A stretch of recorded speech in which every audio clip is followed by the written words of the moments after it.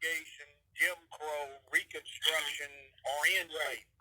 Kamala Harris has no one that would make her an ADOS. I went and looked up an article her father finally got around to writing in a Jamaican newspaper. And he's got some pictures published of him. He looks like a Hindu, and from what he says, his grandmother was about 1/8 black. And most of his grandparents were descendants of people who had owned plantations back when. Okay? She was born in San Francisco, and he says she was raised on the West Coast, but in her own bio, she acknowledges she got raised in Canada, kindergarten through the 12th grade. And her mother is a Hindu. Now, on Twitter, I posted pictures of a Hindu Brahmin caste television director. And people confuse that picture with Kamala Harris. But she has no connection, kin or otherwise, with the United States other than the fact she comes over here every now and then to do a production. But she looks just like Kamala Harris, and she does not have, nor does she claim, one single drop of black in her. By the way, you should know this. As a Hindu Brahmin, what Kamala Harris is an Aryan. You've heard of the Aryan super race that the Nazis claim, the blonde-haired, blue-eyed Superman? That's mythology, because what they actually look like in the Caucasians who actually are Aryans are Hindu Brahmins. So by definition, everywhere in the world, a Brahmin is classified as a Caucasian. What Kamala Harris is called a Caucasian, just like dark-skinned Aborigines in Australia. Although they're dark, they're classified as technically Caucasian. So we even look into this thing. They kept talking about the Northern Superman, and now with DNA, we learned that the occupants of Northern Europe in Britain up until the Bronze Age were brown skin, dark hair. But the mythology is that they were fair-skinned whites and blonde with blue eyes, which they didn't have. So a whole lot of Caucasians have color. And if you look at your typical Hindu, and I'll admit I dated one or two and worked around several. And the first one I ran into on the job in L.A., she's darker than you, Valerie. And I said, oh, sister, she was, I'm not a sister. She said, I'm from India. I'm a Hindu Brahmin. You know, my daddy was from the warrior caste, and he was supposed to be guarding my mother, and they ran off and got married, and they threatened to kill him, so they came to America. That's how I got here. So I got made in Bombay, and my parts got put together in L.A. But I'm glad you're saying this, Brian. I'm really glad you're saying this. See, she's technically a Caucasian, and she's never mentioned black. She joined the black sorority, but that's because, like Obama and some others and Cory Booker's, these people came along at a time when it looked like there was a possibility, so they started grooming themselves to be elected to high office. Now, the other bad problem with Kathleen, Kamala Harris is that her sex capades are going to come out if she campaigns far enough, and it's going to be a real embarrassment. The woman's been a real live gold digger, and she's allegedly been giving up plenty of booty to get what she wants. You ever heard of the Kama Sutra? Yeah. You know that Indian book they got? Yeah. You know, that's part of your education if you grow up as a Hindu, is the Kama Sutra. So I guess she was throwing on Brother Willie Brown, who was, well, he's not my brother, but I call him that, mayor of San Francisco. I guess she put, maybe I'll give you some of page 27 in the middle, if, you know, you help me out here. Or page 911, you know, or page 815. You know, we're rocking out, you know. or maybe all of it. That's all going to come out. So, I mean, we got a built-in scandal, and they're building her up. And the thing of it is we've got to resist that because they are starting early for the same purposes that the Nazis would when they would propagandize something. Their propaganda minister, Goebbels, said, tell a lie one time, it's a lie. Tell it long enough, 1,000 times, and it becomes the truth. Tell a lie long enough and loud enough, and you can get anybody to believe it. They've heard it from various places, but those same places just came from a propaganda engine that was spreading mistruth. So, may I add this, Judge Brown, if you don't mind? I just want to insert the piggyback of what you're saying. Because I studied, my major at Temple University was religions, not Christianity alone, but all religions. And let me say this. We could not minimize what Judge Brown is saying in the sense that when we talk about Brahmins and the untouchables and the Brahmins and all that, that wasn't even a class. That's a caste. A caste is deeper. It's more entrenched in them than a caste. I could be middle class, upper class. That's a class system. They had a caste system, which meant that if you belong in this caste, you could not even talk to people in, let's say, the untouchables, which was the lowest of all the castes. So they're lower than, as Judge Joe Brown often says, they were listed as being subhuman, and not just from class. So we need to understand this is a caste system, a CASTE system, not a CLASS system. Because you can elevate yourself from one class to another class. You get enough money, get enough prestige, whatever. You can go from being poor to being a billionaire like Oprah Winfrey, and that changes your class. But the caste system is you could be a billionaire, you would still be an untouchable. That's how deep it gets. It's a deep. That's it. And it's entrenched, and we should not lose sight of the fact that because Kamala is from the highest of all the orders, the priests were Brahmin, the warriors were Brahmin, all of the highest people of spiritual and social order were Brahmin. So when she calls herself her father, her mother, and all of this has that kind of bloodline in them, she is of the highest caste in India. And India has what, about 2 billion people in it. So we're not talking about no class system where you can elevate yourself from one place to another. This is a caste system. You can't elevate yourself. You can't. Because it's just not possible. So let me up in the highest of all caste systems. Let me add something in there about that caste thing. In India, there is a nutrition problem, mass protein deficiencies. Mm-hmm. Hindu can't eat cow. All right? Mm-hmm. Now, you could grow beans or legumes on all of this arable land they have in India, but you can't grow it because they use it as pasture land for cows. The Brahmins can drink the cow milk, but nobody else can.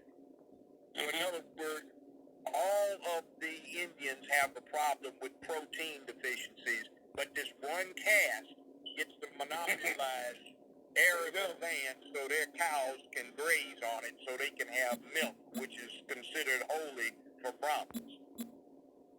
Because let me say this, the Brahmins were supposed to come from the gods of India. See, that's why they're such a rank.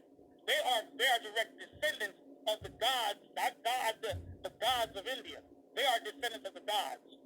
So Vishnu and all of them were their parents.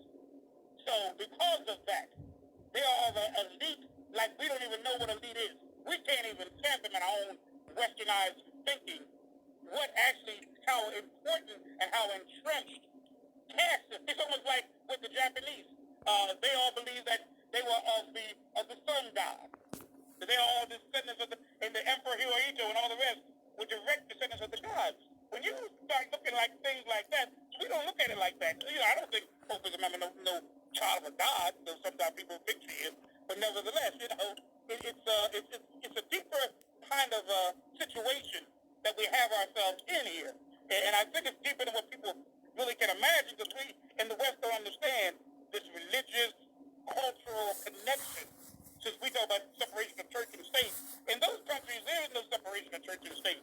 The highest order of statehood is how close you are to your to God, to their gods. So the Brahmins are related to the gods. They are descendants of the gods.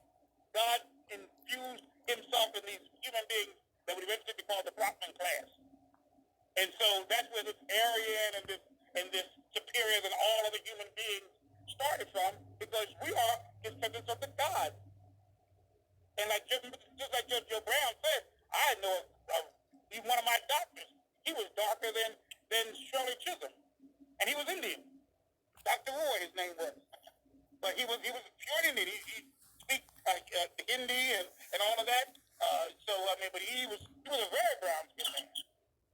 So it's not about color. It's not about all of that. It's about your past, and your past is determined by how close you are to the gods. The Brahmin are the highest order of human beings, closest to the gods on earth. And so when you got that thing built in you and instilled in you and all of this, keep in mind, her mother was raised by her mother, not by her Jamaican daddy.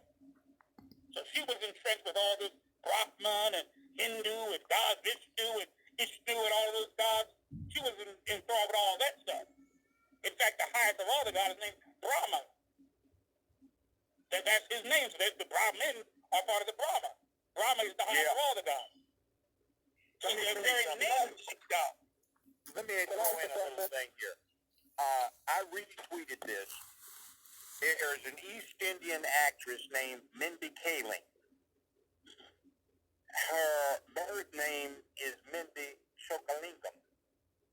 And her brother wrote a book on how he got into college and got paid all the way through by faking being black. He just cut his hair off. And he's a Hindu Brahmin. And the pictures of him are posted. And he talked about how he faked being black. That's exactly what Kamala Harris is doing. He wrote a book called Almost Black. And he listed as the true story of how I got into medical school pretending to be black. And here you go, we got Kamala. You know something I find interesting? I have never heard her make a reference to black men, or for that matter, men in general. What she usually does is reference women and then talks to black women. Like last year, a year and a half ago, when she got in the Senate, she tried to come in here with "I'm more important than you," and the rest of her fellow senatorial colleagues cut her down and said, you're in the club, you act like everybody else does. And she said on an appeal she put out on Twitter, women must stand behind me to put these men in their places. I'm appealing to all women, especially black women. And she represents a state that's now 54% Hispanic, that's California. And she never mentions Hispanics. She doesn't mention the majority of her colleagues, her constituents, which I think is kind of bogus politically. But she's been pandering because she never mentioned anything about black people before. Although I am told by people who lived out there that occasionally on a stump speech, she'd talk about how many African-American predators, and you use Hillary's terminology from back when, African-American predators, how many she bragged about locking up. She never had a rehabilitative or a reform program she offered for them. So I'm just resentful of this kind of thing where people come in and they don't have to put up with any of the onus because they can say, oh no, I am a Hindu. I am not black. And they get treated with deference. Or when it's to an advantage, I'm black so I can get all the goodies that I know how to claim and then back off. And she's got a white husband. Now, I'm not getting on somebody because they got a little swing white, but bottom line is her heart ain't black. Her genes aren't black. It is a matter. It's the first. They're getting it. When you needed it, Joe Biden gave you jail. He made sure to lock you up away from his mother, his son, his family. The consensus is A, we must take back the streets. It doesn't matter whether or not the person that is accosting your son or daughter or my son or daughter, my wife, your husband, my mother, your parents, it doesn't matter whether or not they were deprived as a youth. It doesn't matter or not whether or not they had no background that enabled them to become socialized into the fabric of society. It doesn't matter whether or not they're the victims of society.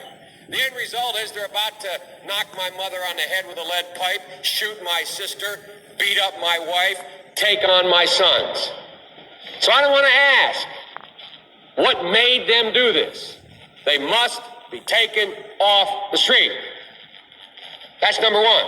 There's a consensus on that. The Democratic chairman of the Judiciary Committee, the Democratic president of the United States of America, the Democratic attorney general, the Republican leader of this effort, Senator Hatch, the Republican senator from Texas, we all agree on that. And Madam President, we have predators on our streets that society has, in fact, in part because of its neglect, created. Again, it does not mean because we created them that we somehow forgive them or do not take them out of society to protect my family and yours from them. Damn. They are beyond the pale, many of those people. Beyond the pale. And it's a sad commentary on society. We have no choice but to take them out of society.